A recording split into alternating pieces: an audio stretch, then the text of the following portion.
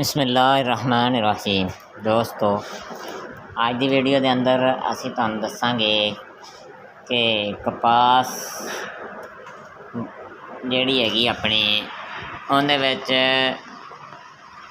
इह किहड़ा हैगा ना विरला नरमे का 1.5 फुट फासला फुट 1.5 फुट फासला लाजमी। ये तुहानूं असीं चैक करा रहे हैं।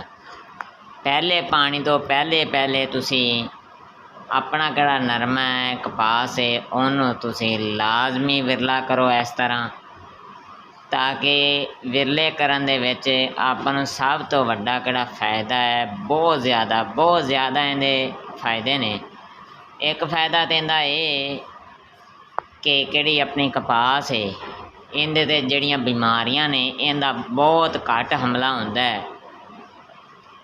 किहड़ी सफेद मक्खी है उनका अटैक भी घट हो जाता है। तो अलबत्ता जिथे नरमा थोड़ा जिहा संघना होवे, तुसीं चैक अपने फील्ड के अंदर भी करिया जे, उत्थे सफेद मक्खी बहुत ज़्यादा हमला कर जाती है, जिंदी वजह तो पत्ते किहड़े ने नरमे दे काले हो जाते हैं।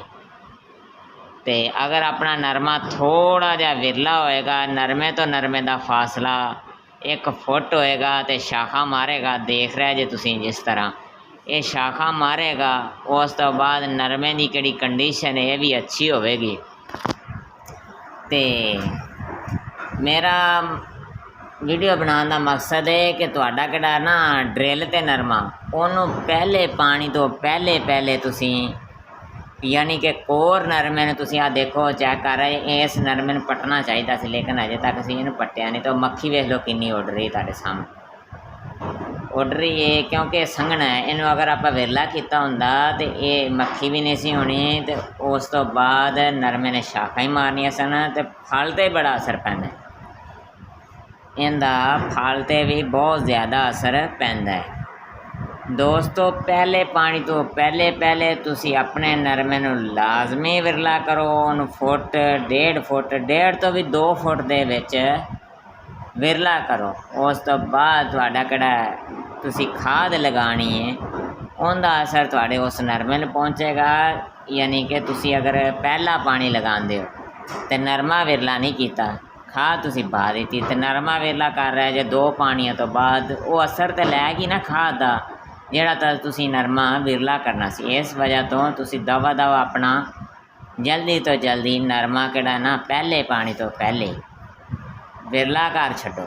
तो दोस्तों, अगर तुहानूं वीडियो अच्छी लगती है तो लाजमी शेयर करो, चैनल नूं सबसक्राइब कर दो। अल्लाह उस तो बाद असीं तुहानूं आ चैक करा रहे हैं साडी कपास है जी, इहदियां कुछ तस्वीरां ने। इहदा किहड़ा दरम्यानी फासला मैं रखिया सी पहले पानी तो पहले, इन्हें मैं विरला किया सी ते 1.5 फुट मेन के इनू मैं विरला कर दिता सी।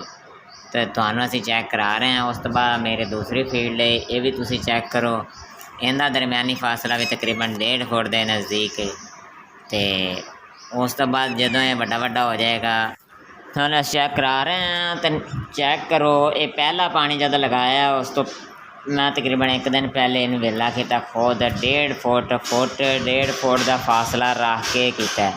लेकिन सब तो वड्डी वजह है कि अगर तुसी विरला करना है तो तुसी इस हिसाब नाल करना है कि तुहाडा किहड़ा है तुसी बीज है कपाह दा ये सिंगल स्टिक है या शाखा वाला है, इनू थोड़ा जिहा मद्देनज़र रखदे होए फिर तुसी विरला करना। कि ये ना होवे कि तुसी 2-2 फुट विरला कर लो तो तुहाडा किहड़ा कपाह दा बीज है, जिस तरह BT 142 विचों चलिया सी, वो सिंगल स्टिक सी, एक शाख वाला, तो तुसी 2-2 फुट विरला कर लो तो वो तादाद ही कम हो जाएगी।